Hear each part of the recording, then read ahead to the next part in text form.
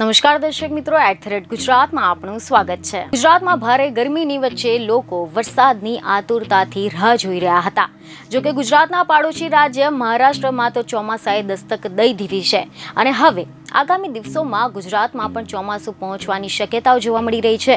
જો કે ચોમાસાના આગમનની રાહની વચ્ચે લોકોને રાહત મળે તેવા સમાચાર સામે આવ્યા છે કે જેમાં એવું જાણવા મળી રહ્યું છે કે આજથી રાજ્યમાં પ્રી મોન્સૂન વરસાદની હવામાન વિભાગ દ્વારા આગાહી કરવામાં આવી છે।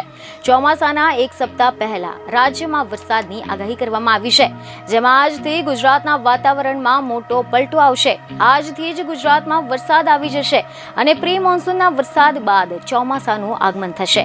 રાજ્યમાં આજથી 11 જૂન સુધી વરસાદની હવામાન વિભાગે આગાહી વ્યક્ત કરી છે। રાજ્યના અનેક વિસ્તારોમાં સામાન્યથી લઈને મધ્યમ વરસાદની આગાહી કરવામાં આવી છે। ગાજવીજ અને ભારે પવન સાથે વરસાદનું અનુમાન છે, જેમાં આજે દાહોદ, છોટાઉદેપુર, તાપી, ડાંગ, વલસાડ અને નવસારીમાં વરસાદની આગાહી કરવામાં આવી છે।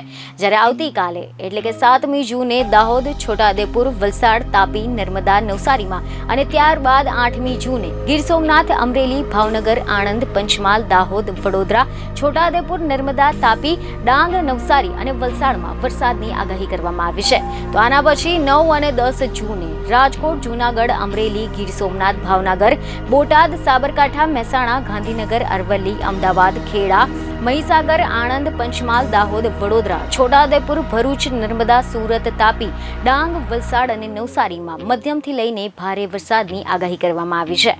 બીજને ખબરો સાથે ફરી મળીશું। ધન્યવાદ।